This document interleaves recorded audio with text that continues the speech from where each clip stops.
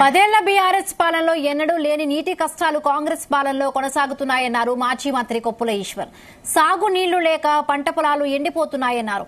ఎండిన పంటలను ఒక్క కాంగ్రెస్ నాయకుడు కూడా పరిశీలించిన పాపాన పోలేదని మండిపడ్డారు. ఈ సందర్భంగా రైతుల పక్షాన 36 గంటల రైతు నిరసన దీక్ష చేపట్టారు. బీఆర్ఎస్ పాలనలో రాష్ట్రంలో ఒక్క ఎకరాకు కూడా నీళ్లు లేక ఎండిపోలేదన్నారు. నష్టపోయిన రైతులకు ఎకరాకు 25,000 నష్టపరిహారం ఇవ్వాలని డిమాండ్ చేశారు కొప్పుల ఈశ్వర్. మరి ఒకసారి శాసనసభ్యులు ప్రముఖ విద్యావేత్త దాసరి అందించినటువంటి యువ నాయకులు పుట్ట మధు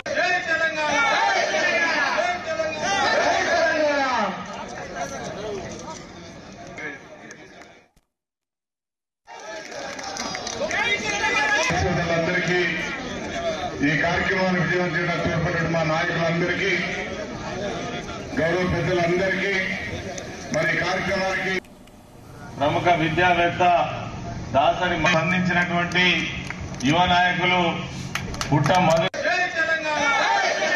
నిపుణులు చెప్పే దాని ప్రకారం 531 మీటర్ల ఎత్తుకు నీళ్లు ఎత్తి పోస్తే తప్ప మెదక్ గాని రంగారెడ్డి గాని ఇతర ప్రాంతాలు గాని నీళ్లు పోవనటువంటి విషయం మనకు తెలుసు. ఈవెన్ మన ప్రాంతానికి కూడా ఎన్నో కరువులు చూసినాం మనం. కానీ తెలంగాణ రాష్ట్రం రావడమే మన అదృష్టం. రాష్ట్రాన్ని సాధించుకున్న రాష్ట్రాన్ని గాలికి వదిలేయాలి. ఎవరితో సాధ్యం కానటువంటి నిజమైన జటిలమైన సమస్యనే ఎట్లొచ్చింది కరెంట్ 24 గంటలు. ఆనాడు ఉన్నటువంటి ముఖ్యమంత్రి తెలంగాణ వస్తే మీకు కరెంట్ ఎక్కడికి వెళ్ళొస్తుంది, మీరు చీకటిమయమైపోతారు, మీరు అనాథలైపోతారని చెప్పినటువంటి విషయం మన మనసులో అయితే తిరుగుతలేదా?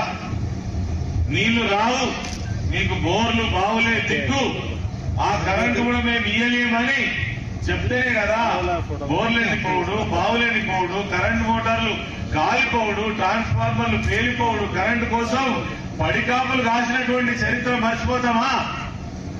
3 రోజులైంది.